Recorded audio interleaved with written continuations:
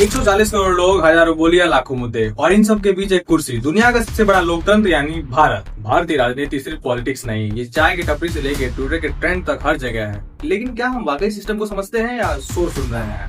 सबसे पहले बेसिक्स। भारत में राजनीति एक पिरामिड की तरह काम करती है। सबसे नीचे हम जनता और सबसे ऊपर संविधान। दिल्ली का रास्ता तय होता है संसद से। 2 सदन है, लोकसभा और राज्यसभा। लोकसभा यानी लोगों की सभा, जिसमें हर 5 साल में हम अपने सांसद को चुनते हैं और वही देश चलाते हैं।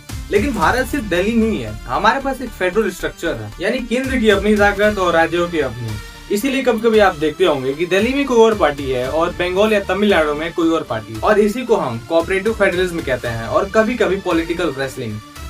अगर नियम इतने ही साफ हैं, तो इतना हंगामा क्यों होता है? क्योंकि भारतीय राजनीति में कुछ हिडन इंग्रेडिएंट्स हैं।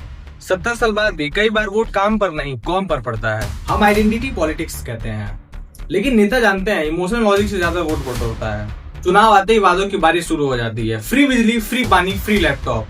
ये जन कल्याण है या वोट खरीदने का तरीका? ये डिबेट कभी खत्म नहीं होगा। दुनिया का सबसे महंगा चुनाव भारत में होता है। रैलियों का खर्चा और विज्ञापन का खर्चा, ये पैसा कहाँ से आता है? ये राजनीति का वो हिस्सा है जिस पर अक्सर पर्दा डाला जाता है।